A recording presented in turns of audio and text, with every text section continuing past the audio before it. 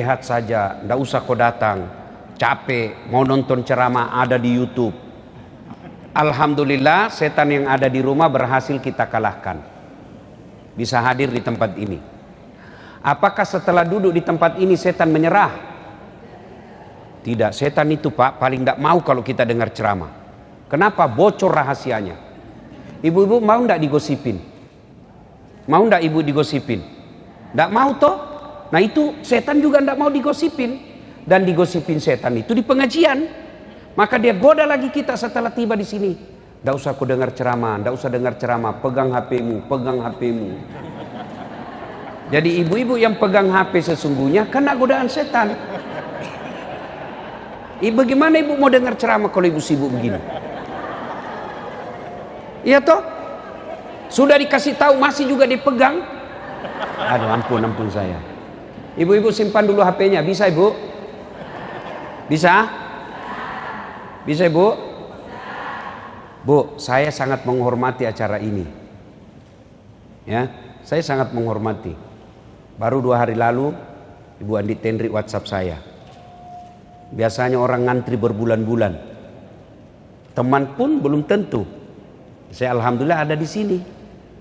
Saya bilang insya Allah boleh. Tapi saya ada acara pagi dan siang. Acara ketiga kalau mau, sholat asar berjamaah. Saya minta asar berjamaah.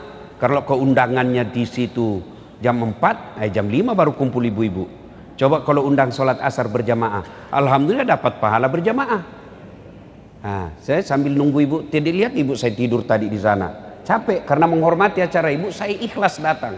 Jadi tolong hargai juga perasaan saya. Caranya simpan HP. Bisa? Karena kalau ibu pegang HP pasti tidak konsentrasi dengar ceramah. Ya, Ustadz kita mau rekam. Kalau ibu rekam gambarnya tidak jelas, suaranya bising. Bagaimana caranya Ustadz? Itu ada. Saya bawa kamera. Ibu diam, tenang, biar dia yang rekam. Tapi kau bawa pulang kamera Ustadz, tenang, nonton YouTube. Pengajian Majelis Taklim An-Nur. Sudah nonton jangan lupa like and share. Sudah ibu ya, bisa ibu? Bisa simpan dulu HP-nya. Ibu-ibu yang pegang HP selama saya ceramah, saya doakan suaminya kawin lagi. Amin ya Allah. Nah, baru disimpan itu. Ya. Nah, waktu yang ringkas. Bapak ibu, bapak-bapak saya tanya, mau ndak wafat dalam keadaan tawaf? Bapak mau ndak merindukan ndak meninggal dalam keadaan tawaf? Mau. Ibu-ibu mau ndak meninggal dalam keadaan sa'i? Bapak-bapak mau ndak meninggal di tanah suci Mekah depan Baitullah? Ibu-ibu mau ndak meninggalnya di sujud solat? Mau ndak? Semua mau. Tapi dengar firman Allah, laqad kana lakum fi rasulillahi uswatun hasanah. Contoh teladan kita Nabi Muhammad SAW. Tidak ada susahnya bagi Allah kasih wafat Nabi pada saat tawaf. Tidak ada susahnya Allah wafatkan Nabi dalam keadaan sa'i. Tidak ada susahnya bagi Allah wafatkan Nabi dalam keadaan sujud solat. Tapi di mana wafat Nabi? Tawaf tidak, sa'i tidak, solat tidak, ceramah tidak. Di mana? Pangkuan istrinya Aisyah. Apa pesannya? Ibadah paling panjang rumah tangga. Ibu berapa lama kalau sholat 5 waktu? 5 kali saja sholat. 5 kali aja sholat 1 hari. Tambah bonus-bonus dengan sunnah. Ada ndak di sini sholat 5 waktunya duhur 10 menit? Ndak yakin saya. Yang ada duhur 3 menit. Ya toh? Itu pun yang 3 menit lengkap dengan ingatan WhatsApp. Ini kan? Ayo, haji. Berapa kali Bu haji? Saya tidak yakin ada yang sampai 10 kali haji di sini. Coba. Jadi kalau kita mau mati dalam keadaan haji, peluang rendah. Kalau kita mau mati dalam keadaan sholat, peluang rendah. Tapi berumah tangga, 24 jam berumah tangga. Cari nafkah, ibadah. Mikirkan bagaimana rumah supaya bisa AC, ibadah. Bagaimana cari nafkah anak bisa sekolah? Ibadah. Bagaimana bisa menghidupi sopir? Ibadah. Bahkan berhubungan suami istri pun ibadah. Itulah sebabnya kalau sama istri kita tidak nyaman. Kenapa? Ibadah. Setan tidak mau. Kalau teman selingkuh, godaannya besar. Kenapa? Setan. Maka ibadah terpanjang selama hidup kita berumah tangga. Nah, sekarang rumah tangga, Ibu. Baru-baru kita Idul Kurban. Saya segarkan kembali ingatan kita, sejarahnya itu Idul Kurban.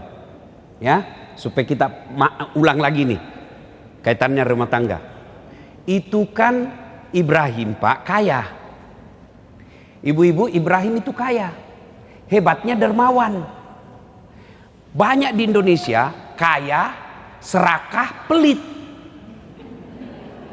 Sudah kaya, masih serakah, plus pelit. Ini Ibrahim kaya dermawan. Hebatnya, Pak, dia sembeli 1000 domba, 100 onta. Kira-kira kalau dirupiahkan sekarang 2,5 miliar. Ada di sini 2,5 miliar kemarin kurbannya? Tidak ada. Seluruh malaikat memuji, Pak. Apa kata malaikat? Hebat ini Ibrahim. Manusia pun puji. Hebat kau Ibrahim. Jago kau. Kecil ini. Andai saja ada anakku juga kupotong. Kenapa? Ibrahim tidak ada anaknya. Beberapa tahun kemudian, Ibrahim menikah dengan Siti Sarah. Kata Siti Sarah, bang, abang ini kan nabi, perlu ada pewaris. Saya tidak bisa berikan kamu anak, kau kawin lagi lah. Apa kata Ibrahim? Enggak. Kalau inilah takdirku, ya sudah. Enggak bang, kau nikah lagi. Enggak. Luar biasa, Pak. Ibrahim didesak menikah, enggak mau, Pak. Bapak-bapak sekarang dilarang sembunyi-sembunyi. Malah pakai KTP-nya orang lagi. Akhirnya desak. Ibrahim berkata, baik kalau begitu, Dek. Oke, karena kau maksa. Oke, nikah. Sudah menikah, alhamdulillah, hamillah Siti Hajar. Selang beberapa saat, hamil pula Siti Sarah. Ini buat ibu-ibu nih. Kalau ada sudah 10 tahun, belum punya anak, coba pakai ibunya Siti Sarah. Ya, siapa tahu mujur, siapa tahu. Ya kan? Nah, Siti Hajar dengan Ibrahim lahir anaknya. Namanya Ismail alaihi salam. Inilah keturunan kita orang Islam. Ibrahim dengan Siti Sarah lahir anaknya. Namanya Ishak alaihi salam. Inilah keturunan Yahudi yang kurang ajar. Kita itu dengan Yahudi satu kakek. Cuma Yahudi kurang ajar. Nah, lagi lucu-lucunya anaknya. Ya kan? Ibu-ibu dengar dulu. Sejarah sebelumnya ada yang tersisa. Ketika lagi kecil-kecil anaknya, ya, balita kira-kira sekarang, Allah perintahkan kepada Ibrahim sama Siti Hajar. Ibrahim, bawa anakmu jalan sama istrimu. Kemana? Kau jalan saja. Dari Palestina, Pak. Kau jalan saja. Kemana? Kau jalan.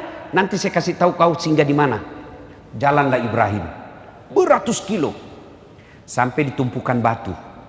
Allah berfirman, Ibrahim, kau simpan anak dan istrimu di situ. Terus kau kembali lagi, simpan di situ, tumpukan batu. Tumpukan batu itu sekarang jadi Ka'bah. Yang tumpukan batu itu. Apa kata Siti Hajar? Bang, kalau ini perintah Allah, jalan kau. Biar saya urus anakku. Tenang, jangan cemas. Ini baru istri. Pesan pertama, Ibu, kalau perintah Allah jangan tawar. Kau pakai jilbab, perintah Allah, don't worry, be happy. Kamu jangan keluar kalau tidak.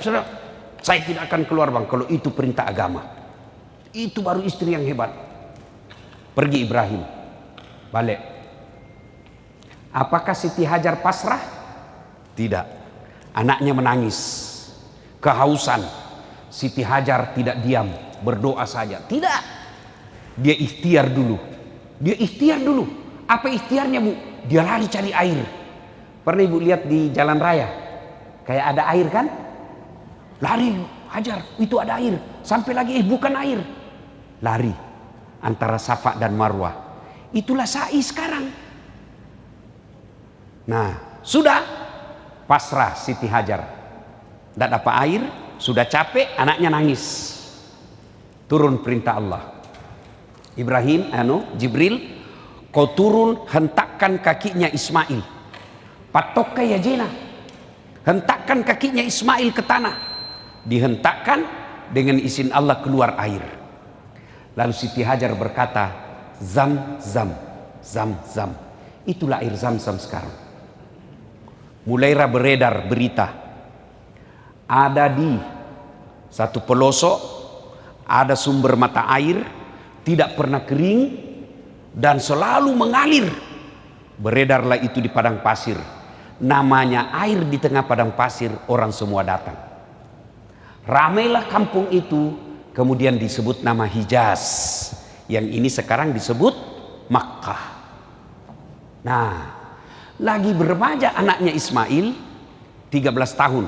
Quran tidak menjelaskan 13 tahun, tapi Quran cuma mengatakan Ismail sudah pandai membantu bapaknya. Kira-kira remaja sekarang, 13-14 tahun. Tanggal 8 Zulhijjah. Ibrahim alaihissalam mimpi. Ibrahim, kau pernah bilang toh, kalau ada anakmu saya potong. Sekarang ada anakmu, potong itu. Potong. Ibrahim bangun, Pak. Ini mimpi atau wahyu? Kalau mimpi, kenapa anak disuruh potong? Kalau anak banyak, 10 anak disuruh potong, kita cari mana yang beleng-beleng. Potong anakmu, ini beleng-beleng ini. Ya toh? Ibrahim mikir, ini wahyu atau mimpi? Mikir Ibrahim. Tanggal 8 Zulhijjah itulah sekarang kita sebut dengan hari Tarwiyah, yang artinya hari berpikir-pikir. Makanya kita sunnah puasa. Tanggal 9 Zulhijjah, bangun lagi Ibrahim. Ibrahim, potong anakmu. Kau sudah janji sama saya. Bangun. Ibrahim katakan, ini wahyu, bukan lagi mimpi. Yakin 100% perintah Allah.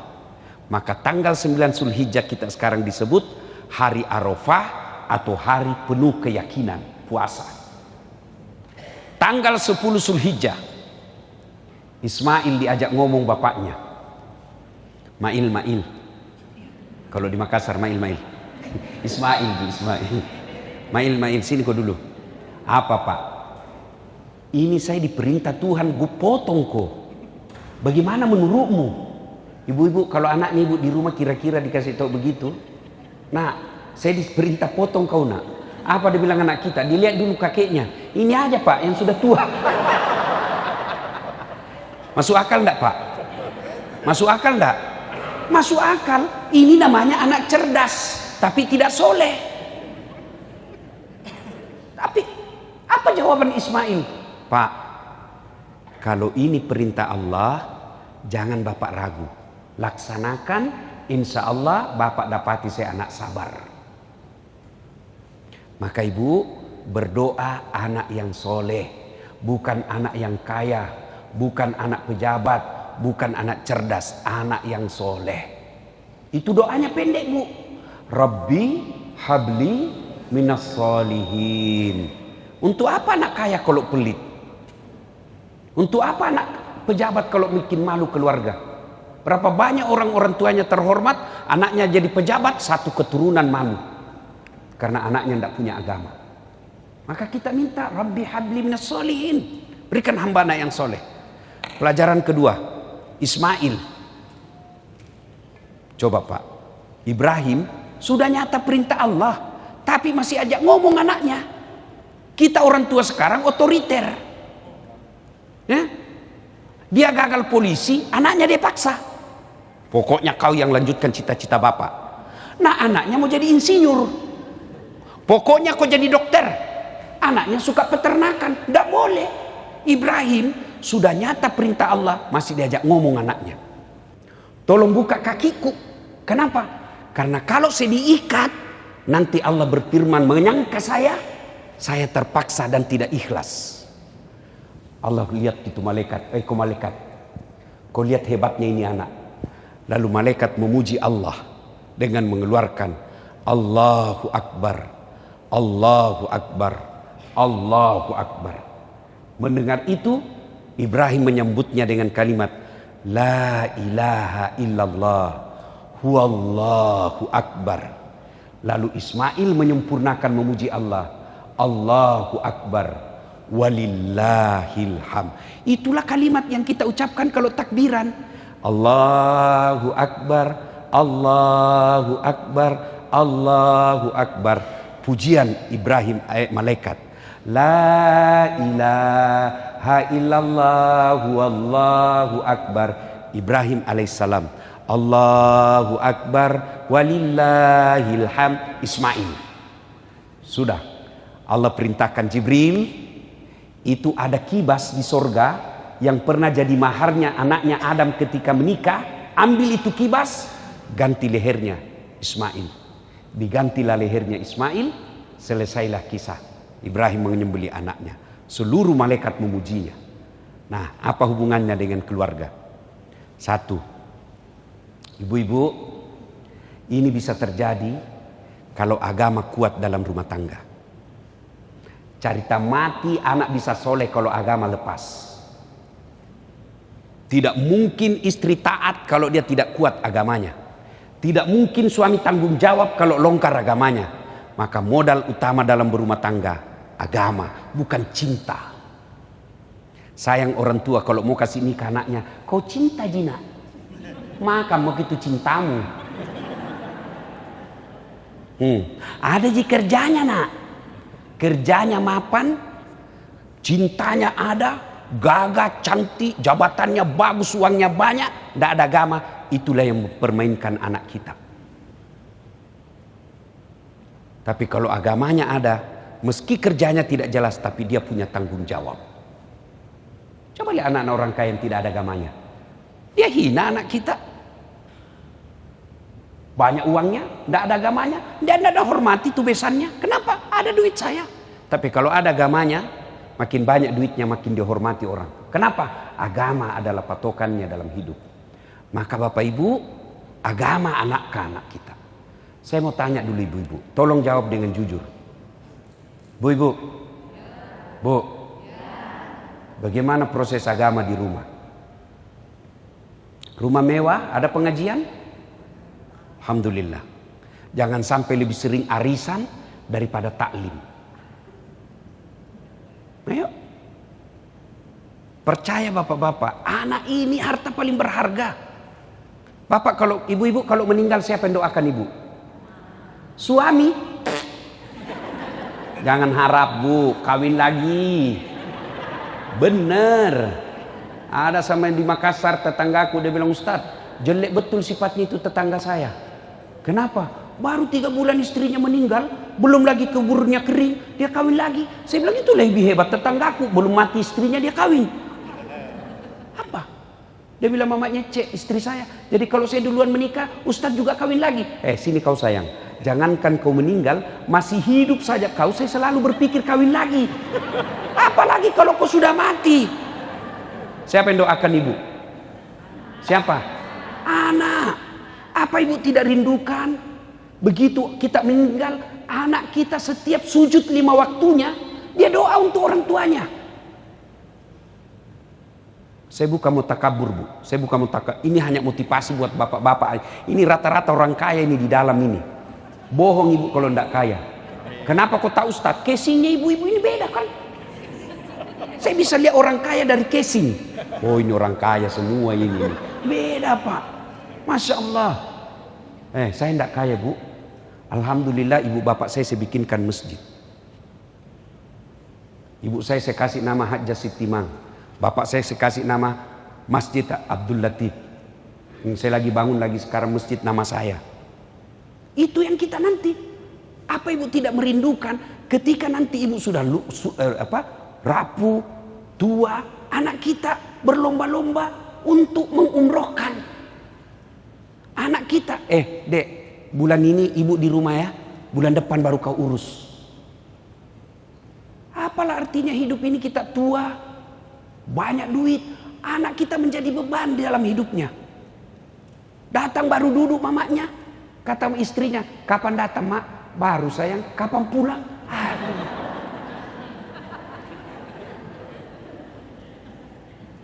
Aduh, cuma sayang.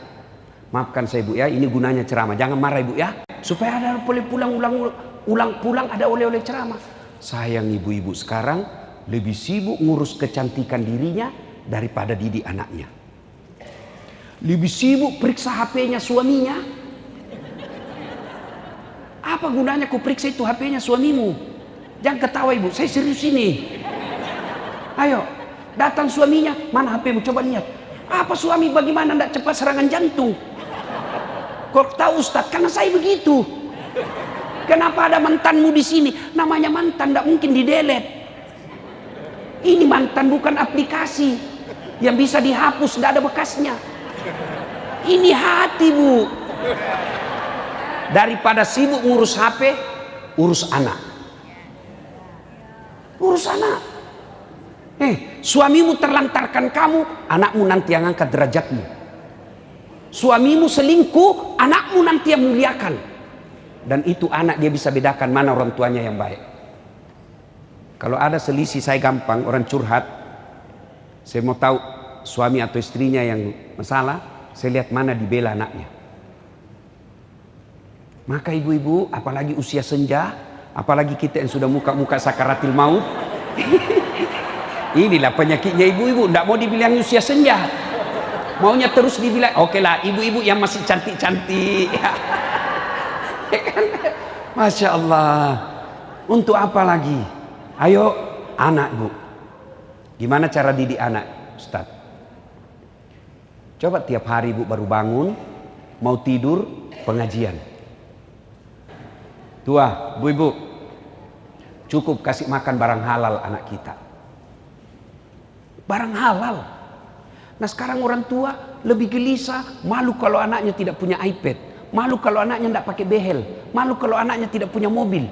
Memangnya ada orang masuk neraka gara-gara tidak punya mobil? Yang masuk neraka karena anaknya tidak sholat. Maka penting pengajian ini, ayo evaluasi kembali cara didik anak.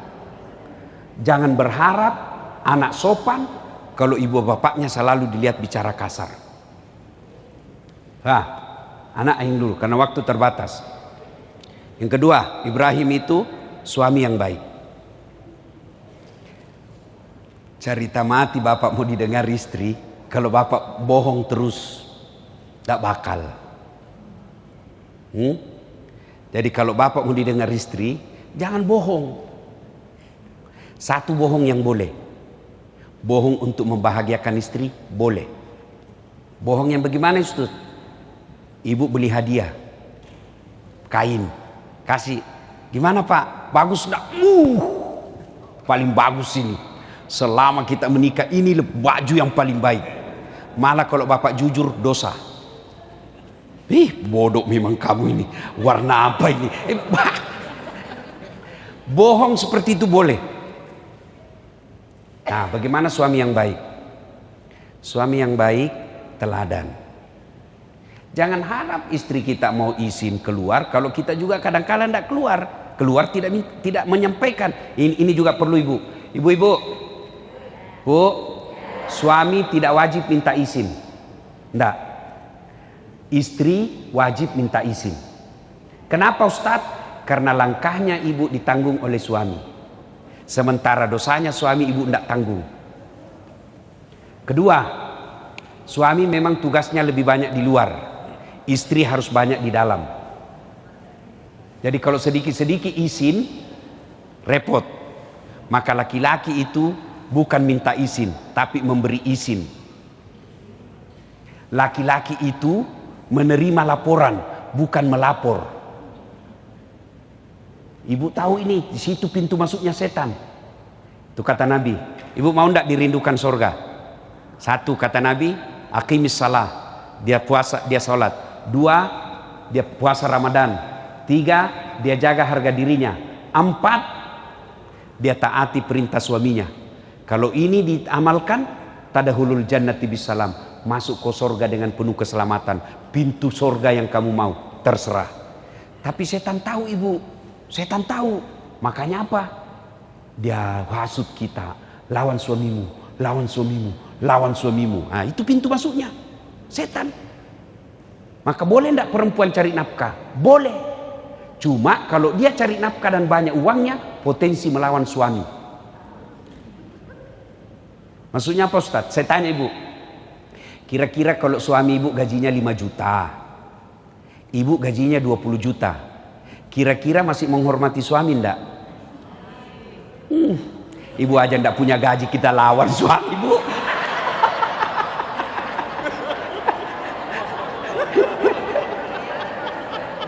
Nah, disinilah masuknya setan. Bu, kalau sholat, setan sholat. Tapi kapan ibu lawan suami, maka ridha Allah lepas. Ridhanya Allah, ada ridhanya suami. Nah, maka setan hasut kita. Curiga kok, curiga kok, curiga. Ketemu tadi cewek. Kalau ibu mau enak, sangka baik. Orang kalau sangka buruk dalam rumah tangga, percaya tidak akan pernah dia bahagia.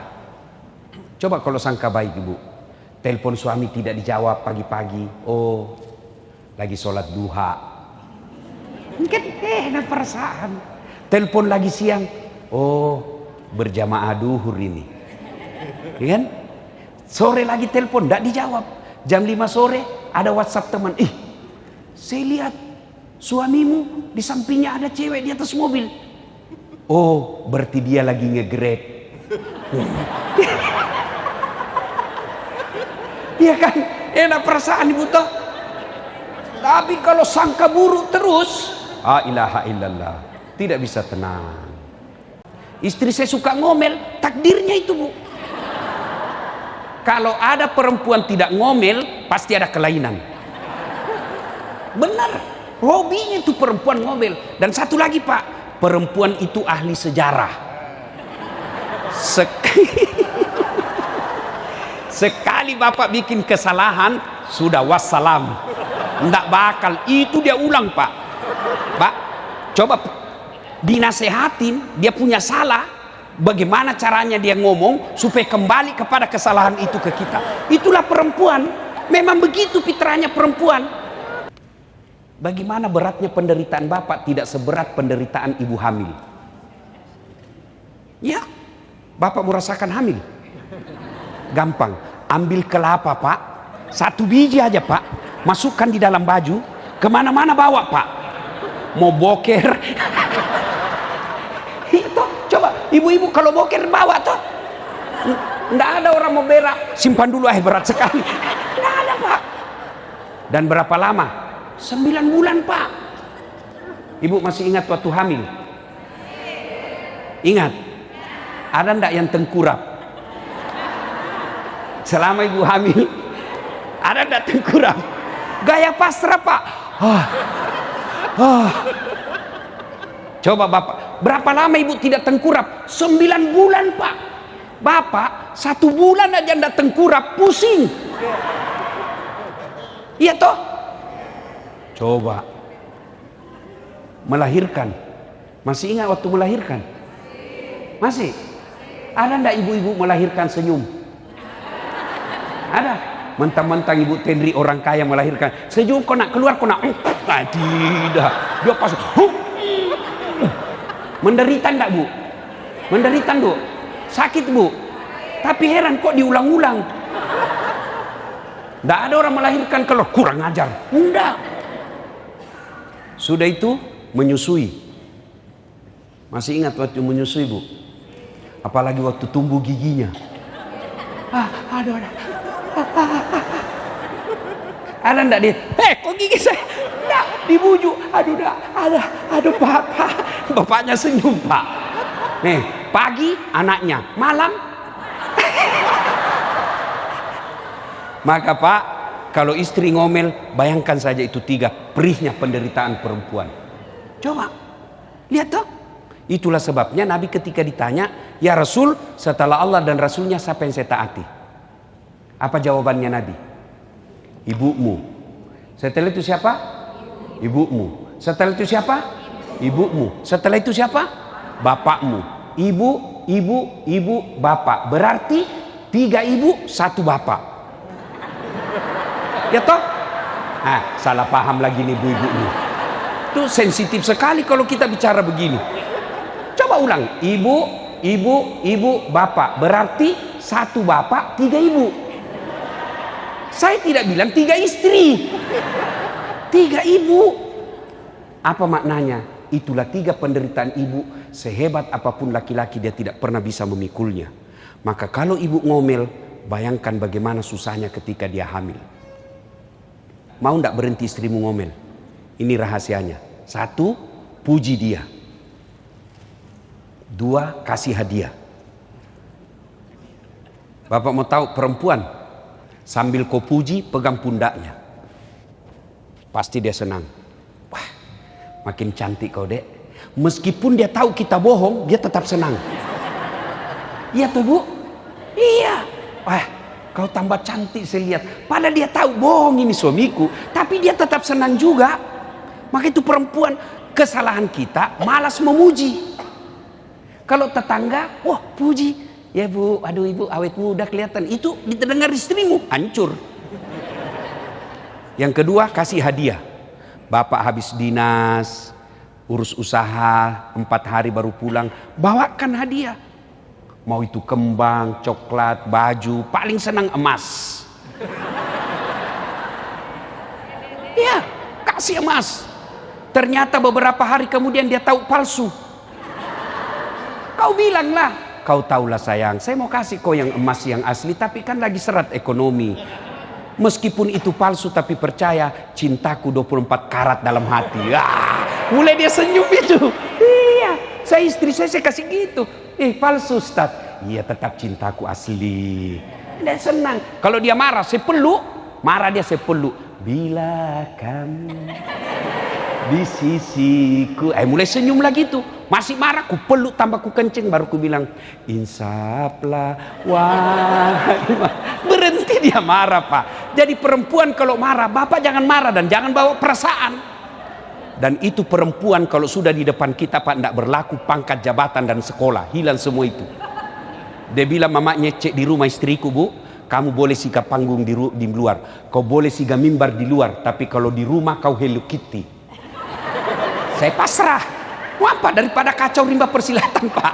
Lebih kita mengalah. Kalau perempuan ngomel, puji, kasih hadiah. Bapak anda percaya? Saya tanya, ibu-ibu, biar suami tidak pulang yang penting ada coba dengar, uang dia cari pak.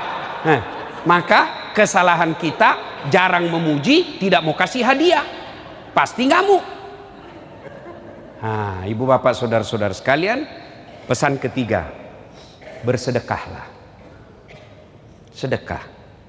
Ibu-ibu yang kaya-kaya ini, yang punya emas-emas berlian, kalau ibu meninggal nanti siapa yang pakai bu? Istri kedua ibu. Begitu ibu meninggal, suami dia cabut dulu itu cincin. Ini cincin kawin kita sayang. Nggak mau keluar, dia kasih sabun.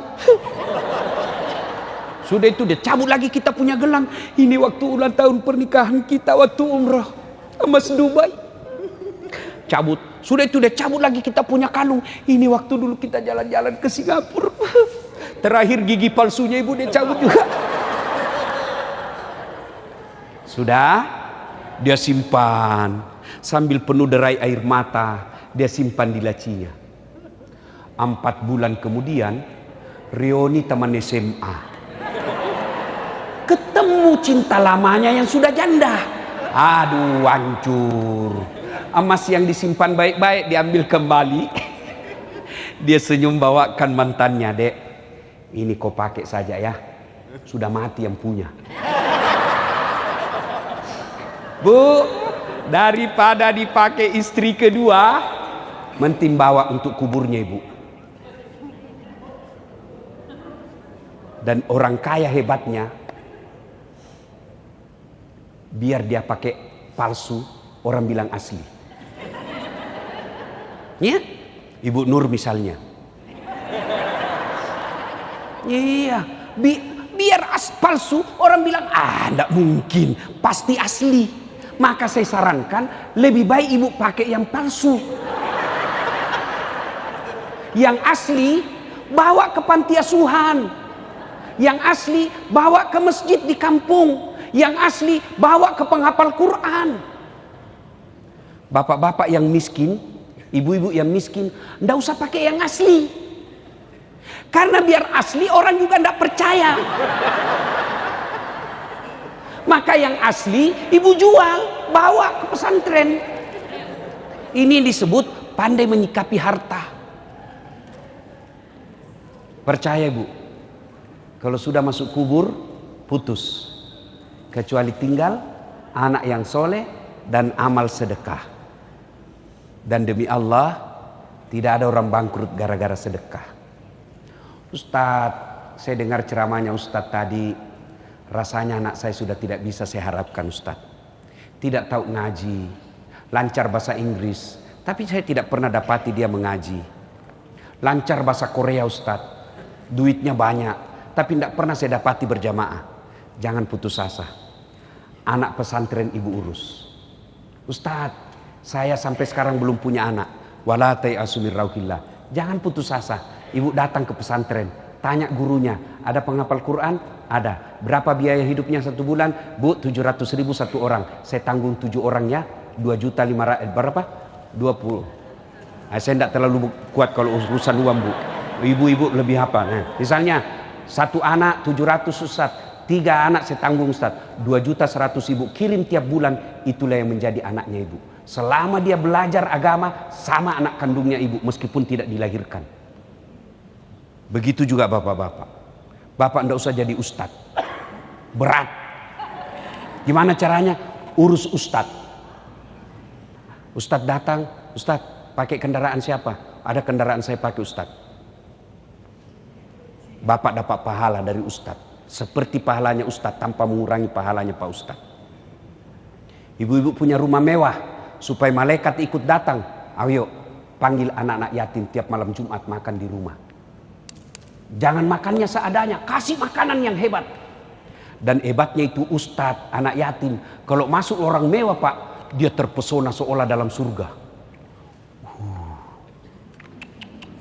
Wah. Tapi kalau ibu undang orang kaya, dia cari yang jelek itu. Gordennya ndak serasi. Dan kalau orang kaya, ya tuh ibu, padahal banyak yang bagus, yang jelek dicari. Mana yang jelek? Maka lebih baik ibu panggil anak-anak yatim. Ibu-ibu, saya serius ibu. Mulai Jumat depan jadikan kebiasaan. Malam Jumat ini 5 orang saya kasih makan di rumah. Ya Allah, tolak bala. Mudah-mudahan anakku terhindar dari narkoba. Mudah-mudahan suamiku terhindar dari niat jahat. Itu jauh lebih efektif daripada periksa handphone. 1 handphone dia kasih ke suamimu, masih ada 2 di mobilnya. Kenapa begitu? Saya pelakunya. Repot juga kalau setiap saya. Repot, lebih kita sembunyi 2. Kau periksa, bisa dia ganti namanya. Kan ada dulu mantanku Bu, cinta-cinta monyet dulu di kampung. Setelah saya viral selalu menelpon. Saya mau blokir ndak enak. Saya mau terima perasaannya istri saya hormati. Terpaksa ku tulis di situ namanya penjual batu bata. Lagi saya duduk-duduk, tiba-tiba bunyi telepon. Dia bilang mamanya Cek, Ustadz ada telepon. Siapa sayang? Penjual batu bata. Bapak harus tenang, jangan panik. Tagihan itu sayang, tagihan, jangan kau angkat. Perempuan kan paling takut tagihan. Dia ndak angkat, selamatlah saya. Beberapa hari kemudian, saya pulang ceramah. Sayang, tolong bikinkan teh. Saya lagi ajar ngaji Cek. Ada di situ gula. Pergilah saya, di mana? Ada tulisannya di situ. Toplesnya ada di situ, tulisan gula. Sudah, saya minum, garam, asin. Saya lihat, Gula pembungkusnya isinya garam. Saya pergi bawa, kenapa kau tulis ini gula baru isinya garam? Apa dia bilang? HP-mu juga lain kau tulis lain isinya. Ya Bu, daripada begitu pasti ada jawaban salah-salahnya. Lebih tolak bala dengan sedekah. Kata Nabi, siapa yang mau dipanjangkan umurnya, dimurahkan rezekinya, dan tertolak dari bencana, maka hendaklah dia bersedekah. Sedekah Ibu. Ibu punya kudung 25. Kenapa banyak sekali Bu? Pakai 2 aja orang sudah bilang gila, apalagi beli pakai 5. Tidak mungkin. Jadi gimana? Kita pergi majelis taklim di kampung-kampung. Ayo ibu-ibu kumpul kudung-kudungnya yang bagus dan jarang dipakai. Ayo kita sedekahkan ke majelis taklim. Itu baru manfaat. Simpan di rumah saja kan bingung. Mana dulu kupakai? Sudah pernahkah kupakai ini? Oh belum. Nggak matching kira-kira ini. Bingung. Coba kalau cuma 2 langsung selesai. Saya juga begitu Bu. Waktu masih sedikit baju saya Bu, nggak repot. Ini cek. Sekarang setelah banyak bingung, apa ini sudah kupakai? Karena saya pernah benar Bu, saya ceramah, ada ibu-ibu saya lewat, dia bilang, itu lagi bajunya yang di YouTube. Ya ibu-ibu, sedekah. Mudah-mudahan pulang ini wujud konkret sedekah. Kenapa saya tekankan ini? Karena saya tahu di sini ibu-ibu yang Allah berikan rezeki yang berlebih. Insya Allah tidak ada orang bangkrut karena dia rajin sedekah. Sebaliknya kalau dia pelit, tidak ada orang suka. Jangkau ke rumahnya, dia pelit. Padahal dia juga pelit. Itu jeleknya, itu pelit Pak. Tidak ada yang suka itu orang pelit. Maka kalau mau murah rezekinya, bersedekahlah. Tolak bala, insya Allah. Bapak saudara-saudara sekalian, ini saja tausiah kita. Mudah-mudahan ada manfaat. Saya menutup, inna a'tainakal kautsar. Sungguh betapa banyak nikmat yang Allah berikan kepadamu. Fasholli li rabbika wanhar. Maka bersolatlah dan berkurbanlah. Fasholli li rabbika wanhar. Inna dzaniyaka huwal abtar. Kalau kau tidak mau bersedekah, kamu lalaikan solatmu. Padahal saya kasih kau banyak nikmat, rumahmu bagus, mobilmu mewah, perhiasanmu baik, tapi kau tidak mau bersyukur, kau lepas dari rahmatku. Ibaratnya layang-layang lepas. Kalau sudah lepas layang-layang, sudah bisa kesetrum, tidak jelas arahnya. Itulah yang makna harta banyak tapi tidak ada ketentraman jiwa. Anak ada tapi membangkang. Mobil anak tapi kita tidak pernah damai. Kenapa? Sudah lepas dari kasih sayang Allah. Pengajian ini tujuannya agar kita menjadi lebih baik. Tidak ada gunanya pengajian begini kalau pulang tidak ada perubahan dalam hidup kita. Minimal mulai kita malam Jumat ini kita punya niat untuk memberi makan fakir miskin, saudara-saudara kita yang tidak mampu. Demikian usikum wa nafsi bitaqwallah fastabiqul khairat. Assalamualaikum warahmatullahi wabarakatuh.